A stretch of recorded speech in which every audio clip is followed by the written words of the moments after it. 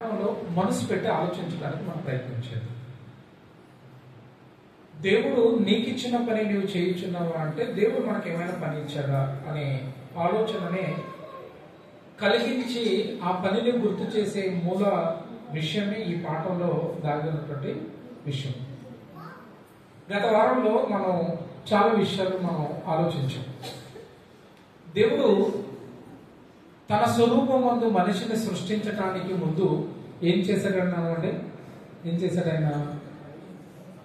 ఈ సృష్టిని 5 రోజులు కలిగించి 6వ దినమున తన స్వరూపం ముందు మనిషిని నరుని సృష్టించాడు. మీరు జాగ్రత్తగా ఆలోచించండి అమ్మ, జాగ్రత్తగా వినండి ప్లీజ్. దేవుడు ఈ సృష్టి అంతా కూడా చేయడంలో మూల ఉద్దేశం ఏంటంటే ఎవరి కోసం? అది మన కోసం. మన కోసమే కదండి, తన కోసం అంటే కాదు. మరి మన కొరకు చేసిన చిన్న వింటున్నావా? ముందుకు రాలేకపోతే వినడానికి కొంచెం ఇబ్బందిగా ఉంటాయి. ఓకే,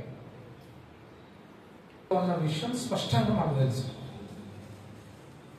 మన కొరకు చేసిన ఈ సృష్టి విషయంలో ఆయన ఏమన్నాడు? బైబిల్ ఒక మాట చూసి పాఠంలో పెడదాం. ఎవరైనా ఒక్కరే చదవండి, స్పష్టంగా నాకు వినబడేటట్టు చదవండి. కాబట్టి దేవుడు తాను చేసిన తన పని 7వ దినములోగా సంపూర్తి చేశాడు. బైబిల్ ఉంటే చదవండి. మొబైల్లో వెనక మొదటి కామాస్ ఉండవు, ఫుల్ స్టాప్స్ ఉండవు.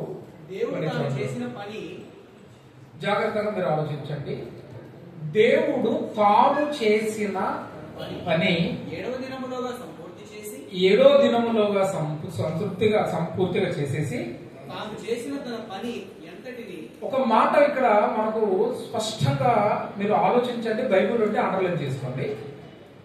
దేవుడు తాను చేసిన తన పని అన్నాడు. ఎవరి పని అంటే అది? దేవుని పని.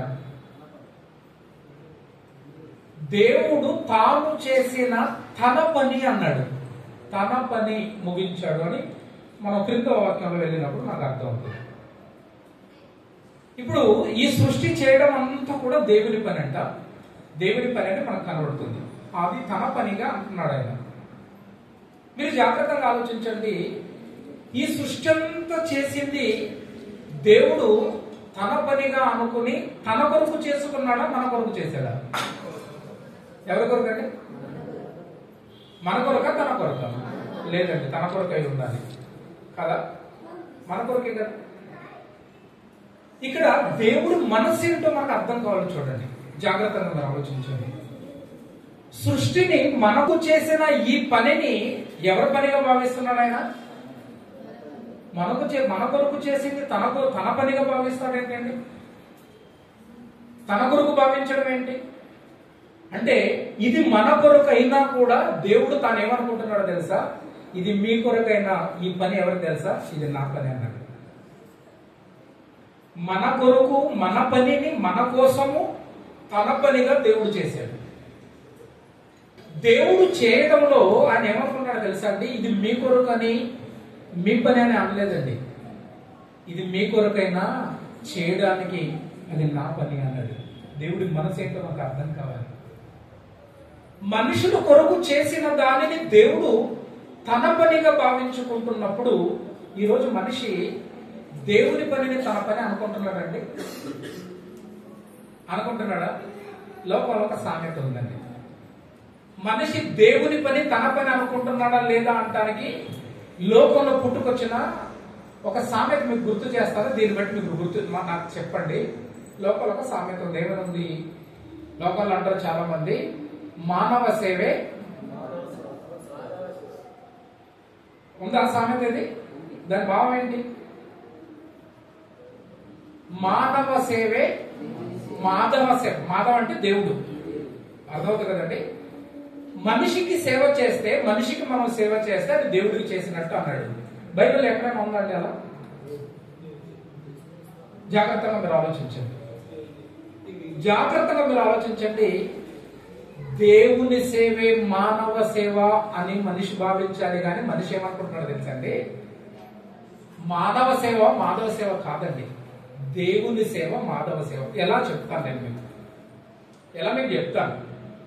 మానవ సేవ మాధవ సేవ అనుకుంటే క్రైస్తవేతరులు సమాజంలో బైబిల్ గురించి క్రీస్తుని గురించి తెలియని వాడు మానవ సమాజంలో ఈ రోజు మనము నివసిస్తున్న ఈ యొక్క ఆ సమాజంలో వాళ్ళు మానవత్వంతో కూడినవి అని చాలా కార్యక్రమాలు చేస్తారండి. చాలా కార్యక్రమాలు చేస్తారు. వాళ్ళకి దేవుడు తెలియదు, యేసుప్రభు వారు తెలియదు. చాలా మంది చూడండి, హైదరాబాద్లో కొంతమంది ఉన్నారండి, కాపులకు అన్నం పెట్టాలి అంటారు. అర్థమవుతుందండి? రోడ్డు మీద అక్కడిక్కడ పడి ఉన్న వాళ్ళకి అన్నం పెట్టాలి, అది చేస్తే చాలు అనుకుంటారు. రాజకీయ నాయకులండి, అనాథులుగా లేక వృద్ధులుగా ఉన్న వాళ్ళకి, మనుషులుగా ఆయా ప్రాంతంలో పేదవాళ్ళుగా ఈన స్థితిలో ఉన్న వాళ్ళకి ఏదో కొన్ని తాము అనుకున్నట్టుగా చేసేస్తే అయిపోతుంది అనుకుంటున్నారు. రాజకీయ వేతలలో నుంచి పుట్టుకొచ్చిన పదమే ఈ మానవ సేవే మాధవ సేవ అనేది. మానవ సేవే మాధవ సేవ. మీరు బైబిల్గా ఆలోచించడానికి ప్రయత్నం చేయండి. బైబిల్లో ప్రారంభంలోనే దేవుడు కోరుకున్నది ఏంటంటే, నీవు నన్ను తప్ప ఎవరిని కూడా నీవు ఏం చేయకూడదు, అసలు ప్రేమించకూడదు అన్నాడు. నాకంటే ఎక్కువగా మళ్ళీ ప్రేమించకూడదంటే ఇంకొక రకంగా అనుకోకండి. నీ పూర్ణ హృదయముతో పూర్ణ వివేకముతో నీ దేవుడైన యెహోవాను నీవేం చేయాలి, సేవిస్తూ ప్రేమించాలి. అంటే ఒక మాటలో చెప్పాలి అంటే ఫస్ట్ ప్రిఫరెన్స్ ఎవరికి ఇవ్వాలి తెలుసా అండి? దేవుడికి ఇవ్వాలి. మనమేమనుకుంటున్నాం, మానవ సేవ మాధవ సేవ అనుకుంటున్నాం. తర్వాతది ఈ మానవ సేవలో కూడా దేవుడు మెచ్చుకునేటటువంటి విధానంలో ఉండకపోతే దేవుడు మెచ్చుకుంటాడా? మెచ్చుకోడు. రైట్. పిల్లలు కాస్త ఆలోచన చేద్దాం. దేవుడు మన కొరకు చేసిన పనిని తన పని అనుకుని ఆ తదనంతరం మానవుడి చేతిలో పెట్టాడు. మానవుడి చేతిలో ఎలా పెట్టాడంటే, దేవుడు నిజంగా చూడండి ఎంత గొప్పవాడు అంటే, పాపం దేవుడు సృష్టి అంతా చేసేసాడు. 6వ దినమున తన స్వరూపమందు మనిషిని నరుని సృష్టించాడు. అలా సృష్టింపబడిన నరునికి నెక్స్ట్ పని అప్పగించలేదా? ఈరోజు మన కంటి ముందున్న పక్షులైనా జంతువులైనా వీటన్నిటికీ కూడా ఒక పేరుంది కదండి. ఉందా లేదా? పేరుంది కదా. ఈ పేరు దేవుడు పెట్టాడా, నరుడు పెట్టాడా? ఎవరు పెట్టారండి? ఆదాము పెట్టాడు. పెట్టాడా పెట్టలేదా? ఆదాము పెట్టాడు. ఆదాము దేనికి ఏ పేరు పెట్టానో ఆ పేరు వచ్చిందంటే మిగతా పని ఎవరికి అప్పగించాడంటే మన కొరకు అవసరమైనది తన పనిగా భావించి చేసిన దేవుడు మిగతా పని అంతా కూడా ఎవరి మీద పెట్టాడు అంటే తన పిల్లలైన వారి మీద పెట్టాడు. ఆ ప్రకారంగా చేశారండి, చేశారు. అందుకే మీరు ఆదాము గారికి అవ్వను తయారు చేస్తున్న సందర్భంలో దేవుడు మనసులో అని అనుకున్న మాట ఏంటో తెలుసండి, ఆయనకి సాటి అయిన, చెప్పండి ఏం కాదులేమో, సాటి అయిన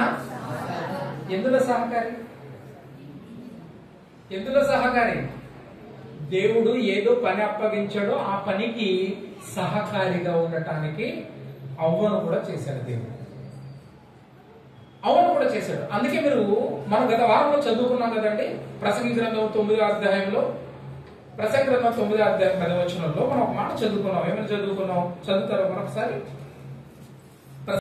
చెయ్యుటకు నీ చేతికి వచ్చిన ఏ పని అయినా, మళ్ళీ ఏ పని అంటే ఏ పని అనుకోకండి. ఏ పని అంటే ఏ పని అనుకోకండి. ఏ పని గురించి చెప్తాడో కింద చదువుకుంటే మాకు అర్థమవుతుంది. చెయ్యుటకు నీ చేతికి వచ్చిన ఏ పని అయినను నీ శక్తి లోపము లేకుండా చెయ్యుము. ఎందుకు తెలుసా? ఏ పని గురించి మాట్లాడతాడో అనడానికి మనకు క్లూ ఒకటి ఇచ్చాడు. క్రింద వెళ్ళిన తర్వాత ఏమని ఇచ్చాడంటే, ఎందుకంటే నీవు వెళ్ళే పాతాళంలో అక్కడ చేస్తానన్న పని ఉండదు, నీకు ఉపాయము కూడా ఉండదు, తెలివి కూడా అక్కడ నీకు పనికిరాదు, జ్ఞానం పనికిరాదు అన్నాడు. అంటే వెంటనే క్రింద వచ్చేసరికి పాతాళం గురించి ఎందుకు మాట్లాడుతున్నాడంటే, ఇక్కడ దేవుడు నీకు ఇస్తాడన్న పనిని గురించి, పరలోకం గురించి దృష్టిలో పెట్టుకుని దేవుడు నీ చేతికి ఇచ్చిన పనిని శక్తి లోపము లేకుండా ఏం చేయాలి? చెయ్యాలి. చెయ్యాలి చేయాలండి, చేయాలి, తప్పనిసరిగా చేయాలి. నిజంగా చూడండి, నోహా గారి గురించి కూడా ఒక మాట అంటారు. గత వారంలో చూపించాను కదండి. నోహా గారి గురించి కూడా మనం బైబిల్లో చూసినప్పుడు అండి 6వ అధ్యాయంలో మనకు ఒక సందర్భం చివరి వచనాల్లో మనకు కనబడుతుందండి. ఆది కాండంలో 6వ అధ్యాయం చివరి 22వ వచనంలో ఒకసారి మీరు 6వ అధ్యాయం 22వ వచనం చూస్తే, చదవండి. నోహావు అట్లు చేసెను, దేవుడు అతనికి ఆజ్ఞాపించిన ప్రకారము యావత్తు చేశాడు. అంటే నోహా గారు కూడా పని అప్పగిస్తే చేశాడా అంటే చేశాడు. ఇలా ఒక్కొక్కటి మనం ఒక్కొక్కరిని చూసుకుంటూ వస్తే భక్తులకు కూడా ఒక్కొక్క పని అప్పగించుకుంటూ వచ్చిన పనులన్నింటినీ వాడు పూర్తి చేశాడు. మోషే గారి గురించి కూడా బైబిల్లో నిర్గమకాండంలో కూడా 40వ అధ్యాయంలో ఒక మాట ఉంటుంది. మోషే గారి విషయంలో కూడా నిర్గమకాండము 40వ అధ్యాయం 16వ వచనంలో కూడా ఒక మాట ఉంటుందండి. ఏమని ఉంటుందంటే, అది కూడా చూసి మోషే ఆ ప్రకారము చేసెను అని ఉంటుంది చూడండి. యెహోవా దేవుడు అతనికి ఆజ్ఞాపించిన అన్నిటినీ చేశాను, అలాగునే చేశాడు. అంటే మోషే గారికి దేవుడు అప్పగించిన పనిని కూడా ఏం చేశాడు? ఆయన అలాగే చేసేసాడు. ఓకే అండి. ఆది కాండములో నుంచి మలకీయ గ్రంథము వరకు భక్తులుగా పిలువబడిన వారందరికీ ఏవైతే ఇచ్చాడో అవి చేసుకుంటూ వచ్చారు. వాళ్ళు ఎందుకు చేశారు తెలుసా అండి? ఎందుకు చేశారు తెలుసా? వాళ్ళు దేవుడు మాకు ఇచ్చిన పనిని, దేవుని పనిని తమ పనిగా భుజం మీద వేసుకున్నారు కాబట్టి. అవునా కదండి? భుజం మీద వేసుకున్నారు పిల్లరా. అందుకే యేసుప్రభు వారి మాటల్లో, అవునండి ఆది కాండంలో మాత్రమే ఆయన సృష్టి చేసే కార్యక్రమంలోనే దేవుడు పనిచేసినట్టుగా కనబడుతుంది అనుకుంటే అలా అనుకోవడానికి వీల్లేదండి. యేసుప్రభు వారి బోధనలో మనకు కనబడుతుంది కదా. యేసుప్రభు వారు అంటారు కదా, నా తండ్రి ఇది వరకు పని చేస్తుండేనా అన్నాడా, చేయించున్నాడు అన్నాడా? చేస్తూనే ఉన్నాడు, చేయించున్నాడు. నా తండ్రి ఇది వరకు అంటే పరలోకపు తండ్రి ఇది వరకు పని చేస్తున్నాడు. రైట్. అలా పరలోకపు తండ్రి పని చేస్తున్నప్పటికీ మనుషులు పాపములో దొర్లుతుంటే, పాపములో తమ జీవితాన్ని మనం పాడు చేసుకుంటుంటే, లోకాన్ని కనికరించి క్రీస్తుల వారిని లోకానికి పంపించి, నాయన నీవు లోకాన్ని రక్షించడానికి నీ ప్రాణం పెట్టాలి అన్న మాట ప్రకారంగా తండ్రి తనకు అప్పగించిన పనిని యేసుప్రభు వారు చేశారా, చేయలేదా? మొదటి ప్రసంగంలో మనం విన్నాం కదండి. యేసుప్రభు వారు ఏమన్నాడు? డైరెక్ట్ గా, నా తండ్రి పని తుదముచ్చి ముట్టించుటే నాకు ఆహారము అన్నాడు. ఆ 17వ అధ్యాయంలో చదువుకుని, నీవు నాకు అప్పగించిన పనిని నేను పూర్తి చేశాను, పూర్తిగా చేశాను అన్నాడు యేసుప్రభు వారు. అంటే యేసుప్రభు వారికి దేవుడు ఇచ్చిన, తన తండ్రి ఇచ్చిన పనిని ఆయన కూడా చేసుకుంటూ వచ్చాడు. ఆ తదనంతరము పరిశుద్ధాత్ముడు, మా యోహాను సువార్త 14వ అధ్యాయంలో మనం గుర్తు చేయాలి రాయబడింది. ఆ మాట మీకు తెలుసు కాబట్టి నేను గుర్తు చేస్తున్నాను. నేను వెళ్ళిపోయిన తర్వాత మీకు ఒక ఆదరణకర్త వస్తాడు, ఆయన మిమ్మల్ని ఆదరిస్తాడు. ఆయన మిమ్మల్ని ఎలా ఆదరిస్తాడు అంటే, పసిపిల్లలను ఒక తల్లి ఎలా కాపాడుకుంటుందో అలా మిమ్మల్ని కాపాడటానికి ఆయన మీకు జ్ఞాన వివేకాన్ని కలిగించి, శత్రువు నుండి లేక దెయ్యము నుండి మీరు తప్పింపబడటానికి, రక్షణ వారి నుండి దూరంగా ఉండటానికి మీకు జ్ఞాన హృదయమును కలుగు చేస్తాడు. మరి ఆయన ఆ పని కూడా చేస్తున్నాడు కదండి. రైట్, చేస్తున్నాడు. పిల్లగా దేవుడితో పాటు దైవమే దేవుడే ఇంకా సర్వం అనుకున్న వాళ్ళు, వాళ్ళకి ఇచ్చిన జీవిత కాలంలో దేవుడి పనిని తమ పనిగా చేశారు. వాళ్ళు చేశారా, చేయలేదా? మరి మనం ఎంత పని చేస్తాం? మాకేం పని ఇచ్చారు సార్? బైబిల్లో ఎవరెవరి గురించి రాయబడిందో వాళ్ళకి అప్పగించుంటాడేమో కానీ మాకేమి ఇచ్చారు సార్? మాకెప్పుడు చెప్పాడా? మాకేమన్నా చెప్పాడా? ఒక మాట చూద్దామండి. బైబిల్లో యేసుప్రభు వారి బోధలో ఒక మాట నాకు ఏర్పడుతుందండి. ఒకసారి మీరు మత్తయి సువార్త 11వ అధ్యాయము మత్తయి సువార్త 11వ అధ్యాయం అందరూ కూడా తీయండి, తప్పనిసరిగా చూడటానికి మీరు ప్రయత్నం చేయండి. 28, 29, 30 వచనం చదువుతాం. ఇక్కడ మీరు జాగ్రత్తగా ఆలోచించండి. ఈ 3 వచనాలు కొంచెం కాన్సన్ట్రేషన్ చేస్తూ మనసు పెట్టి ఆలోచించడానికి మీరు ప్రయత్నం చేయండి. ఈ 3 వచనాలు దేవుడు మన జీవితానికి, మన బ్రతుకులు, తన పని చేయడానికి మనకి ఏమైనా ఇచ్చాడా ఇవ్వలేదా, మనం చేయగలుగుతున్నామా లేదా, చేస్తే మనకు వచ్చే ప్రతిఫలం ఏంటో అనే ఒక విషయాన్ని ఈ 3 వచనాల్లో సూక్ష్మంగా మనం ఆలోచించడానికి ప్రయత్నం చేద్దాం. ఏమంటున్నాడో ఒకసారి మీరు చూడండి. యేసు ప్రభువారు అంటున్నారు, ప్రయాసపడి భారము మోసుకొనుచున్న సమస్త జనులారా నా యొద్దకు రండి, నేను మీకు విశ్రాంతిని ఇస్తాను అన్నాడు. సమస్త జనుల గురించి అంటున్నాడు అక్కడ. అయ్యా వింటున్నారా? అమ్మా వింటున్నారా? సమస్త జనుల నిజంగానా? నిజంగానా? కాదు. అక్కడ సమస్త జనులను ఉంది, మీరు కాదని కాదు. సమస్త జనుల గురించి కాదండి ఆయన మాట్లాడుతుంది. ప్రయాసము భారమును మోయుచున్న ఆ సమస్త జనులు. అర్థమవుతుందండి మీకు? భూమి మీద ఉన్న వాళ్ళందరి గురించి కాదు ఆయన మాట్లాడుతున్నది. ప్రయాసపడి భారము మోచున్న ఎంత మంది అయితే ఉన్నారో వాళ్ళందరి గురించి మాట్లాడుతున్నాడు ఆయన. ఫర్ ఎగ్జాంపుల్ ఒక మాట చెప్తాను. అలాగని మీరు ఎలా అనుకుంటారని, ఇక్కడ కూర్చున్న వాళ్ళందరినీ సింగర్స్ అందరూ ఇక్కడ ఇటు రండి అన్నారు అనుకోండి, అందరూ వస్తారా? మీరు అందరు అన్నారు కదా సార్, మీరు అందరూ అన్నారు కదా. అందరూ అన్నాను నేను, అందరూ అన్నాను. ఎందరు వాళ్ళు? ఎవరు? సింగర్స్. అర్థమవుతుందండి మీకు? సింగర్స్ అందరూ బయట ఇక్కడ రండి అన్నానంటే సింగర్స్ అందరినీ నేను అన్నది. సింగర్స్ అందరూ. యేసు ప్రభువు వారు కూడా సమస్త జనులు అన్నాడు. ఆ సమస్త జనులు ఎవరంటే భారము మోయుచున్న వాళ్ళు మాత్రమే. వారికి యేసు ప్రభు ఏమిస్తారంట? విశ్రాంతిని ఇస్తాను అన్నాడు. విశ్రాంతి ఎవరికండి? విశ్రాంతి ఎవరికి? శ్రమించిన వాడికండి, శ్రమ పడుతున్న వాడికి. అర్థమవుతుందండి? అంటే యేసు ప్రభు వారి మాటల్లో ఇండైరెక్ట్ గా మనకి ఏమర్థమవుతుంది? ఏమర్థమవుతుంది? ఎప్పుడైనా ఈ మాటను సూక్ష్మంగా ఆలోచించారా? ఒకసారి మీరు ఆలోచించండి. మన వాళ్ళు చాలా మంది మన బోధకులు దాన్ని ఎంతగా ఎలాగా అంటే బ్యాక్గ్రౌండ్ మ్యూజిక్లు పెట్టి చెప్తుంటారు. కొంతమంది పెద్ద పెద్ద బోర్డు మీద రాసేసి ఉంటారు. ఏమని చదివిన మాట మరలా? ప్రయాసపడి అన్నాడు. చూడండి, ఎవరి కొరకు ప్రయాసపడి?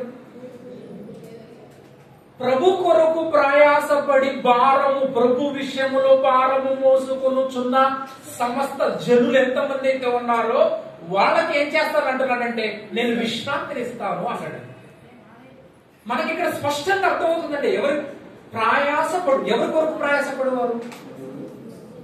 ఎవరి కొరకు ప్రయాసపడేవారు? ప్రభు పనిలో ప్రయాసపడేవాడంటే. మనం ఏ పనిలో ప్రయాసపడుతున్నాం? ఒకసారి మీరు ఆలోచించండి. అంటే విశ్రాంతి ఇస్తాను అన్నాడు 100% ఆయన. మరి ఇప్పుడు ఈ విశ్రాంతి ఎవరికి ఇస్తాడంట? ప్రయాసం ఎవరి కొరకు? ఎవరి కొరకు అండి? ప్రభు కొరక, మన కొరక? ఒకసారి ఆలోచించండి. రెక్కాడితేనే కానీ డొక్కాడదు అనుకునే వాళ్ళ సమాజంలో ఎంతమంది ఉన్నారంటే వాళ్ళందరికీ దొరుకుతుందా విశ్రాంతి?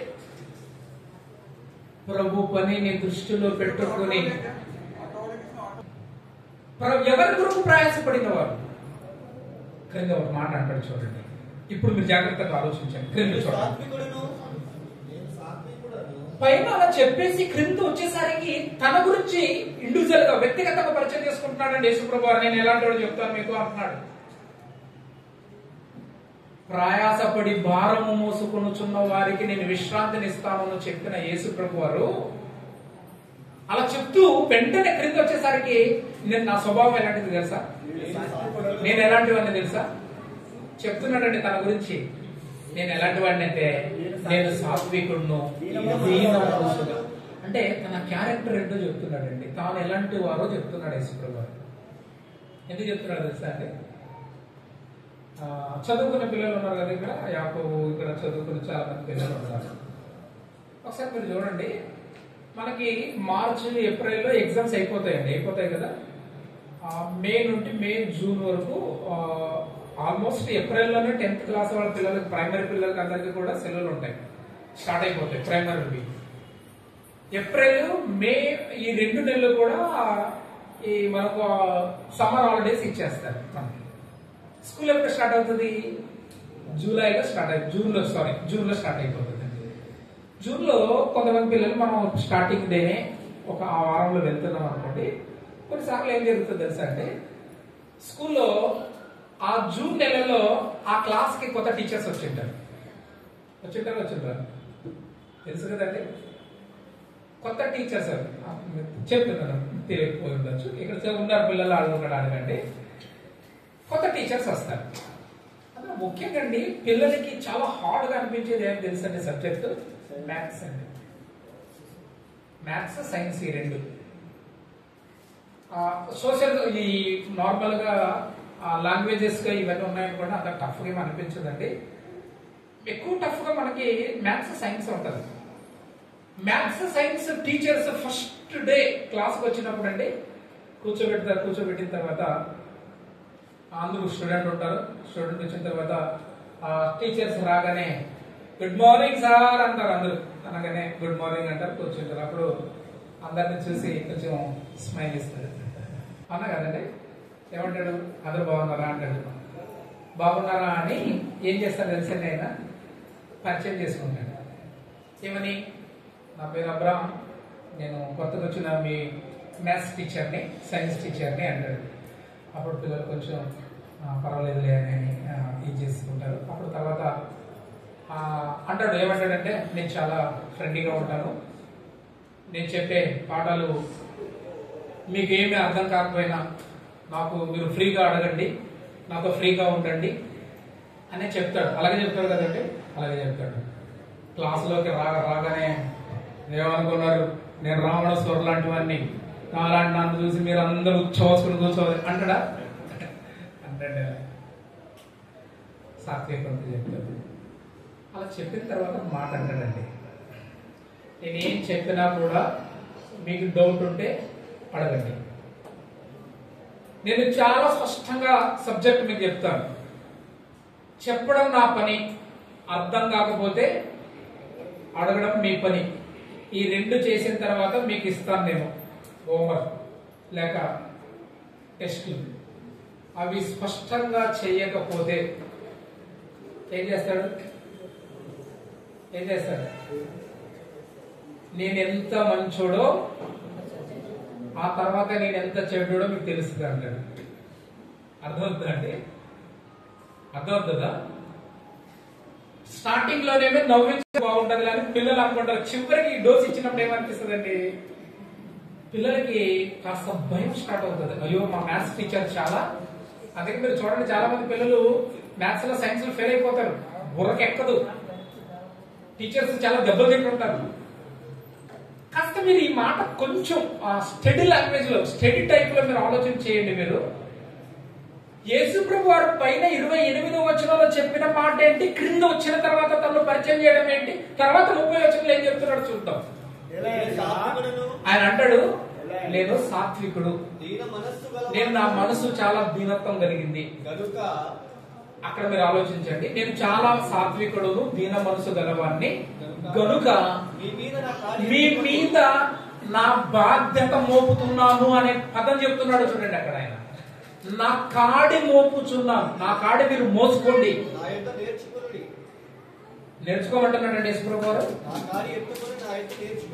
నా కాడిని ఎత్తుకోండి, ఎత్తుకుని నా దగ్గర మీరు ఏం చేయాలి తెలుసా?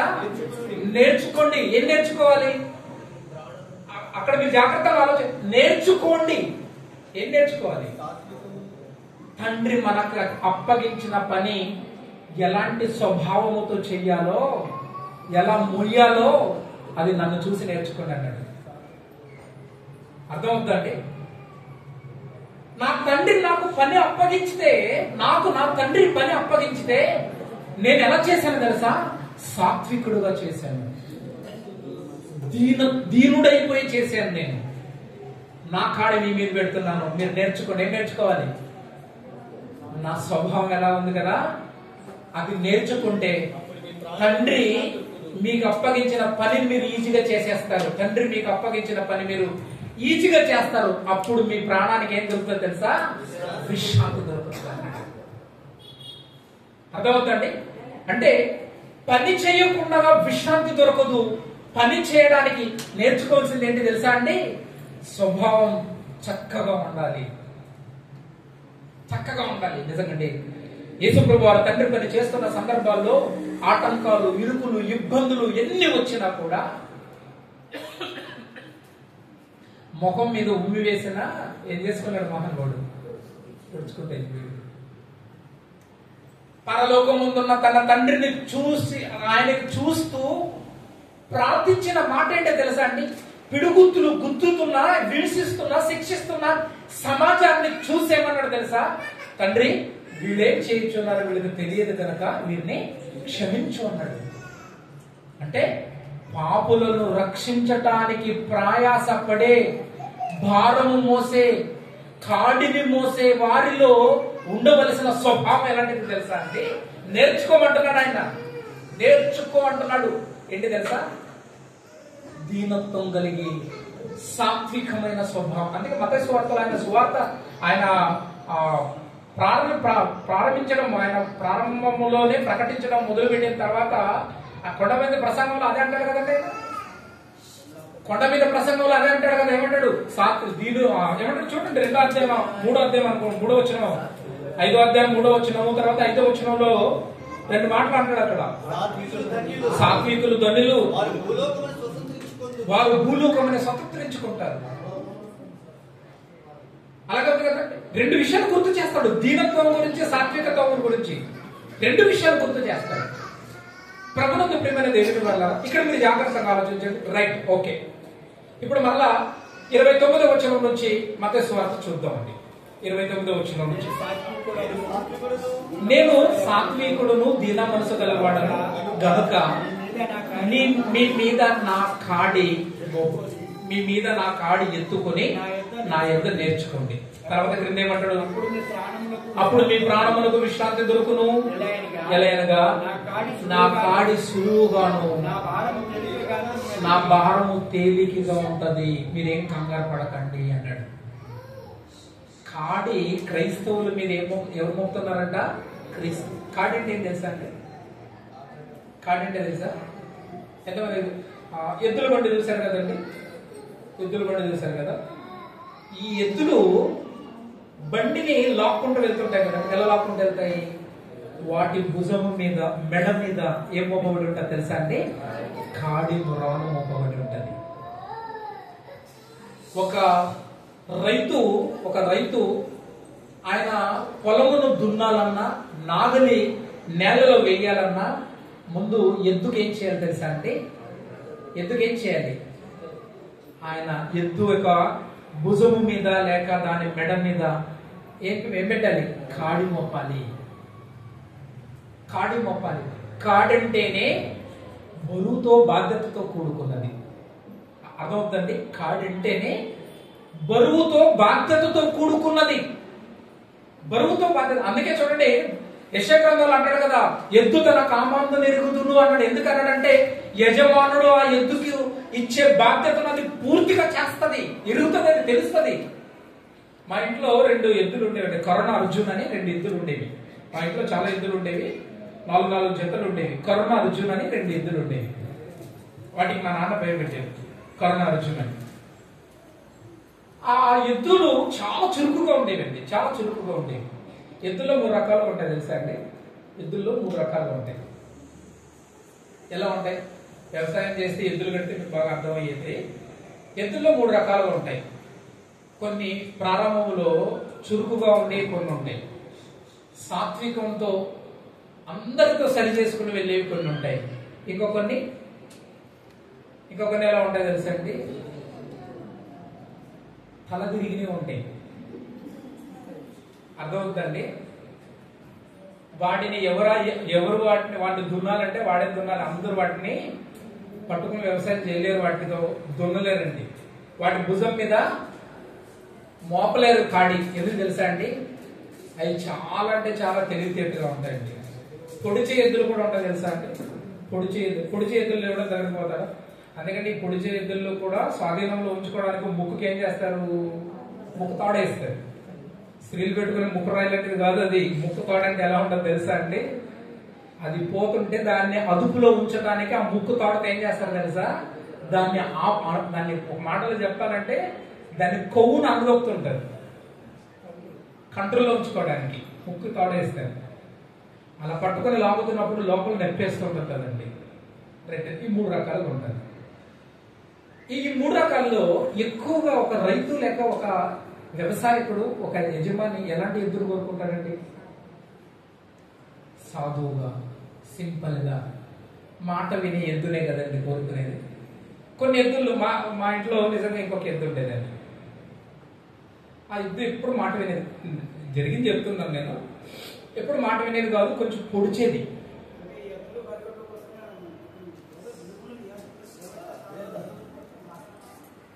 అంటే పనికి రాని ఎద్దు ఉంటుందో ఆ ఎద్దులు ఏం చేస్తారు తెలుసా అంటే కటిగోడికి ఇచ్చేస్తారు.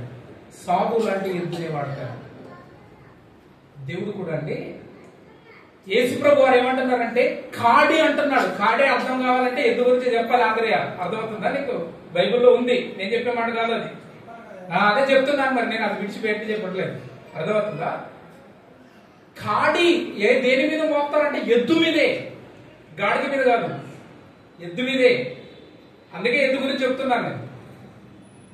దేవుడు కూడా, క్రీస్తుల వారు కూడా తన కాడి ఎవరి మీద మోపాడంటే మన మీద మోపుతున్నాడు. కాడంటే పని అండి. పని అప్పగించుతున్నాడు ఆయన. నా కాడిని మీ మీద మోసుకోండి అన్నాడు, మోసి నేర్చుకోండి అన్నాడు. దాని నుండి మనకు అర్థమవుతున్నది ఏంటి తెలుసా అండి? అర్థం కావాల్సింది ఏంటి తెలుసా? దేవుడు కూడా తాను మన పనిని తన పనిగా చేయడమే కాకుండా మనకు కూడా తన పని అప్పగించుచున్నాడు. తన పనిని పూర్తి చేయగలిగితే విశ్రాంతి దొరుకుతుంది అన్నాడు. చూడండి అక్కడ క్రిందనే ఏం దొరుకుతుంది అంటండి? అందుకే పౌలు గారు కూడా ఒక మాట అంటారండి. పౌలు గారు కూడా బైబిల్లో కొరింథీయులకు రాసినటువంటి పత్రికలో ఒక మాట అంటారు. అది కూడా చూద్దాం మనం. కొరింథీయులకు రాసిన మొదటి పత్రిక 4వ అధ్యాయము ప్రారంభము 1-2 వచనాలు మనం చదువుకుందాం.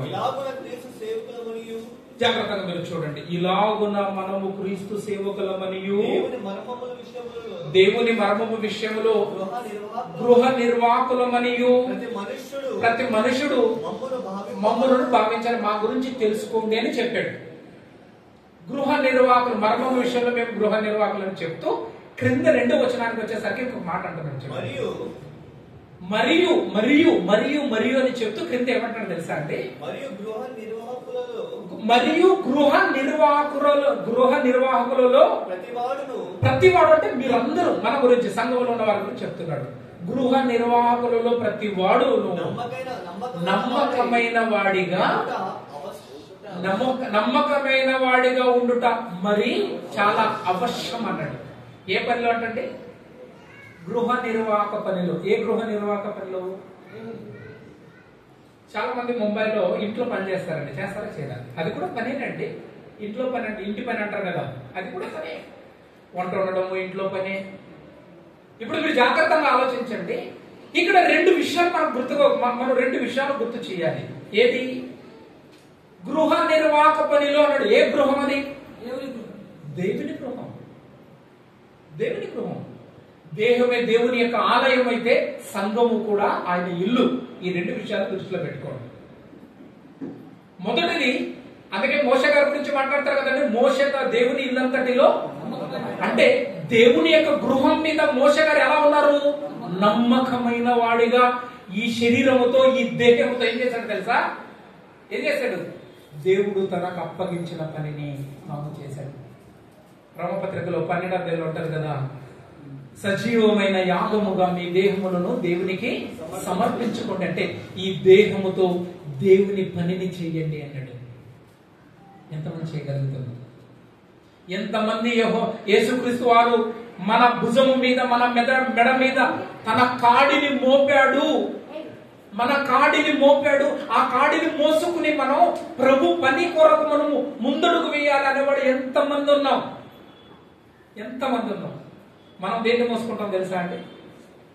మనం దేన్ని మోసుకుంటాం తెలుసా? ఒక్కొక్కరు మాట్లాడుతుంటారు, కొన్ని సందర్భాల్లో కొందరు మాట్లాడుతుంటారు, ఏం చేయాలి సార్, కుటుంబ భారం అంతా ఎవరి మీద ఉంది? ఎవరి మీద ఉంది? నా మీద ఉందంట. అంటే ఇప్పుడు మనం ఏ భారం మోసుకున్నాం? ఏ భారం మోసుకున్నాం అంటే కుటుంబ భారము మోసుకున్నాం. ఆ ప్రజలారా నా ఎద్దుకు రండి అన్నాడా? ప్రయాసపడి భారము మోసుకున్న వారు నా ఎద్దుకు రండి అన్నాడా? అంటే మనము కుటుంబ భారాన్ని మోసుకుంటున్నాం, పిల్లల భారాన్ని మోసుకుంటున్నాం. అందుకే అండి ఈరోజు చాలా మంది తల్లిదండ్రులు అండి పిల్లల పోషణ కొరకు వారి మంచి కోరండి రాత్రింపగలు కష్టపడుతుంటారు. ఎందుకు తెలుసా? ఆ కుటుంబ భారం అంతా ఎవరి మీద ఉంది?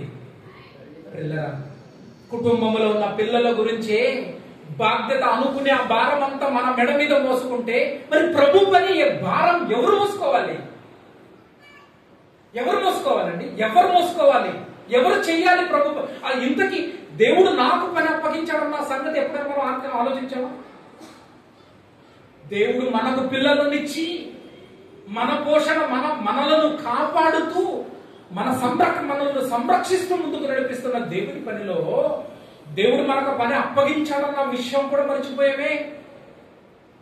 పిల్లల మన కుటుంబం కొరకే, మన పిల్లల కొరకే ఇదే మన పని, ఇదే నాకు భారం, ఇదే నా మెడ మీద ఉంది, దీని మీద నేను మోసుకుంటున్నాను అని మనం ఒకవేళ అనుకుంటే మరి ప్రభు కూడా తన పని మన మీద మోపాడు కదా.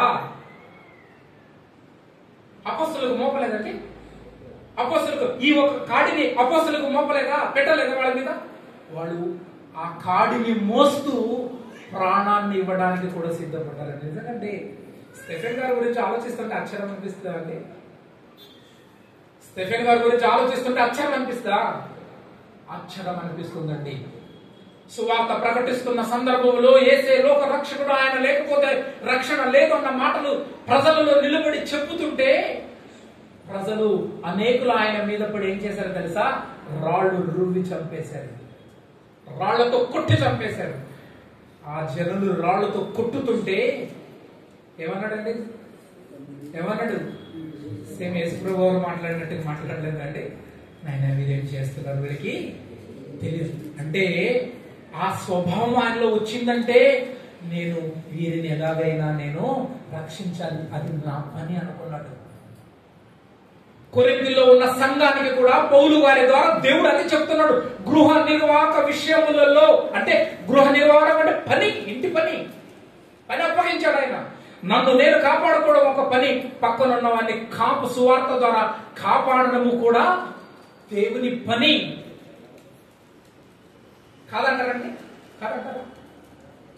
ఈరోజు మన కుటుంబం కోసమే, మన ఇంటి కోసమే, మన కోసమే మన పనిలోనే మనం చచ్చిపోతున్నామే. మరి ప్రభు పని ఎవరు చేయాలి? ఎవరు చేయాలి? ఎప్పుడు చూసినా మనం అదే కదండి, సార్ ఇంట్లో ఆ పనులు ఉన్నాయి, సార్ ఈ పనులు ఉన్నాయి, ఆ పనులు ఉన్నాయి. ప్రభు కొరకు భారం మోసేది ఎప్పుడు? ప్రభు పని నా మీద ఉందని తెలుసుకునేది ఎప్పుడు? ఎప్పుడంటే ఎప్పుడు ఒకసారి మీరు ఆలోచించండి. ఇంకొక మాట చూద్దాం. యేసు ప్రభువు అన్న మాట ఇంకొక మాట చూద్దాం. మత్తయి సువార్త 16వ అధ్యాయము ఒకసారి మీరు చాలా జాగ్రత్తగా చూసండి, ముగించుకునే ప్రయత్నం చేద్దాం. మత్తయి సువార్త 16వ అధ్యాయము 27వ వచనం. మనుష్య కుమారుడు, జాగ్రత్తగా మీరు ఆలోచించండి. ఇక్కడ మనిషి యేసు ప్రభువు వారు చెప్తున్నటువంటి సందర్భాన్ని సూక్ష్మంగా మనం ఆలోచించేద్దాం. మనుష్య కుమారుడు తన తండ్రి మహిమ గలవాడై తన దూతలతో కూడా రాబోచుండగా అప్పుడు ఆయన వచ్చుచున్నాడు, రాబోచున్నాడు అని చెప్పి అప్పుడు ఆయన ఎవరి క్రియలు చెప్పున వానికి ఫలం ఇస్తాడు అన్నాడు. ఫలం అంటే జీతం. ఏమిస్తారంటే జీతం ఎవరికి ఇస్తామండి? పని చేసిన వాడికే కదా జీతం. ఏ పని లేకుండా నాకు జీతం అని అడిగితే ఎవరైనా ఇస్తాడంటే ఇస్తాడా? కొన్నిసార్లు మనలోనే మన ఇంట్లో ఉన్న పిల్లల్లో ఏమంటుంటామని, ఒకడు పెద్దోడు బాగా కష్టపడి పని చేసి తల్లిదండ్రుల యొక్క కష్టాలు బాధలు తెలుసుకుని బాగా కష్టపడుతున్నాడు అనుకోండి, కాస్త వాడి విషయాలు ఆలోచిస్తాం. అదే ఇంకొకడు ఇంట్లో ఉండి వండిందంతా తినేసి బాగా తిని తిరుగుతూ దున్నపోతుగా తిరుగుతున్నాడు అనుకోండి, అప్పుడు ఏమంటాం? రే నీ ముఖానికి బతికేనా అనేది? రే తినే అన్నమైన ఎలా అరిగించుకుంటున్నావు రా, నీకు ఎలా అరుగుతుంది, తింటానికైనా ఎలా బుద్ధి పుడుతుందిరా అంటుంటాం మనం. ఏంటి నీ ముఖానికి? వాడు చూడు, వాడు జాంపాలు కానీ చూడు, ఆడికి ఇంకా మీసాలు కూడా రాలేదు చూడు, పొద్దున వేసుకుని పోతున్నావు కాదు అంటవానమా? అంటవానమండి. ఎందుకు తెలుసా అండి? పని చేయాలరా అని అర్థం. పని చేసేవాడికి అన్నం తినే అర్హత కూడా వాడికి కొన్నిసార్లు కోల్పోతారా? పిల్లలు ఒకసారి మీరు ఆలోచించండి. జీతం ఇస్తాడంట ప్రభు, ప్రతిఫలం ఇస్తాడంట. జీతం ఎవరికి అంటే పని చేసినవాడు. మరి మనం ఏం పని చేస్తున్నాం? మీరేమనుకుంటారు? సార్ మేము చాలా పనులు చేస్తున్నాం. చాలా పనులు చేస్తున్నాం, కానీ ప్రభు కొరకు ఏ పని చేస్తున్నాం? దేవుడు మనకి ఇచ్చిన పని ఏం చేస్తున్నాం? ఏం చేస్తున్నామండి? అందుకే పిల్లరా ఒక్కటి గుర్తుపెట్టుకోండి, దేవుడు వ్యక్తిగతంగా జీతాన్ని ఇచ్చేవాడు. వ్యక్తిగతంగా జీతాన్ని ఇచ్చేవాడు, పనికి తగిన ప్రతిఫలాన్ని ఇచ్చేవాడు. మరి నీకు ఒకటి ఇచ్చాను, చేసావా? ఒకటికి ఒకటి 2 చేసావా? ఏమన్నాడు వాడు? ఒకటి ఇచ్చిన వాడితో అన్నాడా? షబాస్గా నా కొడక అన్నాడు. నన్ను నువ్వు లేని దాన్ని కోస్తాను, ఉన్న లేని వాటి దగ్గర నుండి తీస్తాను అంటే నా గురించి అంతగా అనుకున్నావా నువ్వు? ఎలాంటి వాడు తెలుసా అండి వీడు? ఈ ఒకటి తీసుకున్నాడు ఎలాంటి వాడు తెలుసా? ఒక్క మాటలో చెప్పాలంటే పోగుడు దున్నపోతు లాంటి వాడు. హాయిగా కూర్చున్న దగ్గర తిండి కావాలి, అలాంటి వాడు అనమాట వాడు. ఉన్న దగ్గర ప్రతిఫలం కావాలని. 2కు 2 చేసావా అంటే, ప్రభు మీరు 2 ఇచ్చారు, 2కు 2 సంవత్సరాలు సంపాదించారు. అప్పుడు ఏమన్నాడు యేసు ప్రభు? అప్పుడు ఏమన్నాడు యజమానుడు? బల నమ్మకమైన దాసుడా అన్నాడు. అన్నాడా అండి?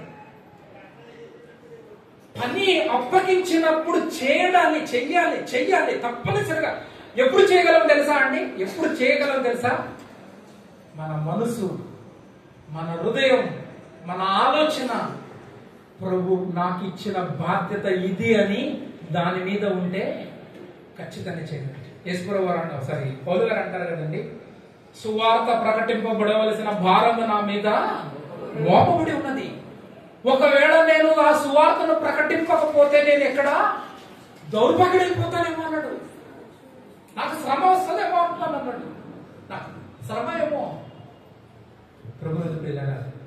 ప్రభు పని అప్పగించినప్పుడు శక్తి లోపము లేకుండా చెయ్యాలి అన్నాడు ప్రసంగి గ్రంథములో. ఎందుకు తెలుసా? కన్ను మూసిన తర్వాత పాతాళంలో అర్పణ వచ్చిందా? రాలేదా అమ్మాయి? గత వారంలో కూడా చెప్పాను. నిజంగా ఆ అమ్మాయి మాట్లాడిన మాట ఒకసారి ఆలోచించేయండి. నిజంగా చాలా బాగా మాట్లాడిందండి. ఏడుస్తూ ఫోన్ చేసి ఏమన్నా తెలుసా అండి? మా నాన్న నరకంలో కాళ్ళు కూతుంటారు కదా అన్నయ్య అన్నది. నిజమండి. అక్కడికి వెళ్ళిన తర్వాత ఎవరు తప్పించుకుంటారండి? ఎవరు తప్పించుకుంటారు? ఏ జ్ఞానం పనికి వస్తుంది అక్కడ? ఏ పని? పాతాళములు పని లేదు, ఉపాయం లేదు, జ్ఞానం లేదు, తెలివి లేదంటే అక్కడ ఏం పనికి రాదు. ఏదైనా చెయ్యాలంటే ప్రభు నీకు ఇచ్చిన కాలంలో ఇక్కడే శక్తి లోపము లేకుండా చెయ్యాలి. ఇచ్చాడా అంటే ఇచ్చాడు మనకి. మనం ఏం బహానా పెట్టుకుంటాం తెలుసా అండి? మనం ఏం నెపంలో ఏం పెట్టుకుంటాం తెలుసా? సార్ నాకు పిల్లలు ఉన్నారు సార్, అది ఉంది సార్, ఇది ఉంది సార్, ఇది పిల్లల్ని ఇచ్చిందే దేవుడయ్యా నాకు. ఈ పిల్లల్ని ఇచ్చిందే దేవుడే కదా, కాదా? నాకు 3 పిల్లలండి. 3 నేను అడిగితే పుట్టారా? నేను అడగక ముందే దేవుడు నాకు ఇచ్చాడా? నేను అడగక ముందే ఆయన ఇచ్చాడు కదండి. ఇచ్చిన ఆయనకి తెలియదా నా పిల్లలను పోషించేది? పోషించిన ఆయనకి తెలియదా అండి? పుట్టించిన వాడు మనల్ని పస్తెప్పుడు కూడా పెట్టడండి. కానీ ముందు మన ఏది ఉండాలి తెలుసా? నీతి న్యాయముల కొరకు మన పోరాటం ఉండాలి, మన వెతుకుదల ఉండాలి. మరి మనం ఏం చేస్తున్నాం పిల్లరా? చేయగలుగుతున్నామా? దేవుడు నీకు నాకు పని అప్పగించాడు అనుకున్నప్పుడు ఆ పని చేయగలుగుతున్నామా? ఇంకొక ఒక్క మాట చూపించి ముగించేస్తాను. కొరింథీయులకు రాసిన పత్రిక అండి, కొరింథీయులకు రాసినటువంటి మొదటి పత్రిక 16వ అధ్యాయము 10వ వచనాన్ని ఒకసారి మనం చూసుకుందామండి. కొరింథీయులకు రాసిన మొదటి పత్రిక. పౌలు గారు తిమోతి విషయంలో సంఘానికి ఉత్తరాన్ని రాస్తాడు. కొరింథీలో ఉన్న సంఘానికి ఉత్తరాన్ని రాస్తాడు. ఏమని రాస్తున్నాడో ఒకసారి మీరు చూడండి. తిమోతి వచ్చిన ఎడల, కొరింథీలో ఉన్న సంఘస్థులారా మీరు జాగ్రత్తగా ఆలోచించండి. ఆ తిమోతి వచ్చిన ఎడల అతడు మీ యొద్ద నిర్భయుడై భయము లేనివాడై నిర్భయుడై ఉండునట్లు చూసుకోండి. ఆయన్ని మీరు, తిమోతిని మీరు భయం లేకుండా చూసుకోండి. ఆయన నిర్భయంగా ఉండాలి, అలా చూసుకోండి. ఎందుకు తెలుసా? ఎందుకు అలా చూసుకోమంటున్నాడు తెలుసా అండి? తిమోతి ఎలాంటి వాడంటే చెప్తున్నాడు క్రింద, నా వలనే అతడు ఎవరు పని చేస్తున్నాడంట? ప్రభు పని చేయుచున్నాడయ్యా. నా వలనే అంటున్నాడంటే పౌలు కూడా చేస్తున్నాడనా? అవునండి, పౌలు చేస్తున్నాడు. పౌలు గారి యొక్క ఆత్మీయ కుమారుడు తిమోతి గారు కూడా ఆ నా వలనే ప్రభు పని చేయుచున్నాడు అన్నాడు. ప్రభు పనిని పౌలు గారు బాధ్యతగా చేస్తుంటే తిమోతి గారు కూడా ఎలా చేశారు? బాధ్యతతో చేశాడండి. ప్రభు పనిని తన పనిగా భావించారు వాళ్ళు. దేవుడు తమకు అప్పగించిన పనిని మా పని అనుకున్నారు వాళ్ళు. ఎందుకు తెలుసా అండి? మన పనిని దేవుడు తన పని అనుకున్నాడు కాబట్టి. అర్థమవుతుందండి? మన పనిని దేవుడు తన పని, మన కొరకు చేసిన దానిని తన పనిగా భావించాడు ఆయన. ఇప్పుడు ఆయన పనిని మనం మన పనిగా భావించుకుంటున్నామా? భావిస్తున్నారా లేదా? ఒకవేళ భావిస్తుంటే, అనుకుంటే మీ చేతికి దేవుడి పని ఎలా చేయడానికి దేవుడు మిమ్మల్ని మన గురించి ఆలోచించుకొని ఇచ్చాడో ఆ పనిలో ఏ లోపము లేకుండా మనం ఖచ్చితంగా చెయ్యాలి. మరి ఎంతమంది చేస్తున్నారు? ఎంతమంది చేయడానికి ఇష్టపడతారు? చేస్తే గాని చాలా మంది అంటారండి ఈ మధ్య కాలంలో, యేసు ప్రభువుని నమ్ముకుంటే చాలు, ఏ పని చేయడం లేదు. ఎవడన్నాడు? ఎక్కడ ఉంది బైబిల్లో? ఒక్కవేళ లేదనుకుంటే తిమోతికి ఎందుకు చెప్తాడు? పౌలు ఎందుకు చేస్తాడు? ఆ యేసు ప్రభు వారు ఎందుకు చేస్తేనే ప్రతిఫలం. నన్ను నేను కాపాడుకోవాలి పరిశుద్ధంగా, మొదటిది అది వ్యక్తిగతంగా. తర్వాత పాపులను రక్షించడానికి ప్రభు పనిని చెయ్యాలి. క్రియలేని, అద్భుతమైన మాట నిజంగా, క్రియలేని విశ్వాసం వేస్ట్. అర్థం కావట్లేదా మనకండి? పిల్లలు ఆలోచించండి ప్లీజ్. మీలో ఎవరికైనా ఈ మాటలు నొప్పిగా అనిపిస్తే సరి చేసుకోవడానికి ప్రయత్నం చేయండి ప్లీజ్. నా మాటలు కాదు, దేవుడు మీతో పాటు నాకు కూడా చెప్పుతున్న మాటలు. నేను కూడా సరి చేసుకోవాలి, బ్రతుకును సరి చేసుకుందాం. ప్రభు పనిని భారమైన శ్రమలైన మోయటానికి సిద్ధపడదాం. ఎందుకు తెలుసా? ఆయన కాడి మన మెడ మీద మోపాడు. లోకాన్ని రక్షించవలసిన మనమే, ప్రభు పనిలో ఉండవలసిన మనమే. రోజు మన పని అని ప్రభు పనిని పక్కన పెడితే, ప్రభునందు ప్రియమైన దేవుని వాళ్ళ ప్రభు ఎవరికి చెప్పుకోవాలి? ఎవరితో చెప్పుకోవాలండి? నాకు బాగా అనిపిస్తే ఈసాకు చెప్తానేమో, ప్రభుదాసుకు చెప్తానేమో, ఇక్కడ కూర్చున్న సంఘానికి మీకు చెప్తానేమో. మరి దేవుడికి బాగా అనిపిస్తే ఆయన ఎవరికి చెప్పాలి? ఎవరికి చెప్పాలండి? ఆయనను అర్థం చేసుకునే మనకే కదండి. ఆయన తన మాటలు మన కోసం రాయించాడు కదండి. అర్థం చేసుకున్న వాడు కూడా తన పని మీదనే, అర్థం లేనివాడు, అర్థం చేసుకున్న వాడు కూడా ఎప్పుడు కూడా లోకంలో తన పని కొరకే అనుకుంటే, మరి ప్రభు పని ఎవరు చేయాలి? ఎవరు చేయాలండి? ఒక్కసారి మీరు ఆలోచించండి ప్లీజ్. దేవుడు నాతో పాటు మనందరికీ తన పని అప్పగించాడు. చేద్దామా? దేవుడు నీ చేతికి ఆయన పని అప్పగించినప్పుడు ఆ పని నువ్వు చేయుచున్నావా లేదా ఒక్కసారి ఆలోచించుకో. చెయ్యకపోతే చేయడానికి ప్రయత్నించండి. కళ్ళు మూసుకొని ప్రార్థన చేసుకుందాం. మహోన్నతుడైన తండ్రి, ప్రేమ కలిగిన దేవ, మీ విలువైన మాటలను బట్టి తండ్రి, మాటలు మమ్మలను బాగు చేయడానికే తండ్రి. అందును బట్టి రాము, మీ వాక్యాన్ని బట్టి మేము కొద్దిసేపు ఆలోచించిన మేము బాధ్యత కలిగిన వారిగా క్రీస్తు మా మీద మోపిన కాడిని మోసుకుంటూ ఆయన విశ్రాంతిని పొందుటకు సహాయం చేయండి. మీ బిడ్డలు హృదయంలో భద్రపరుచుకుని తండ్రి, మీ పని మీద ఉండే భాగ్యాన్ని, ధన్యతను మాకు దయచేయమని, అందరికీ అనుగ్రహించమని క్రీస్తు వారి యొక్క పవిత్రమైన నామములు ప్రార్థన అడిగి వేడుకొంచున్నాం మా తండ్రి. ఆమేన్.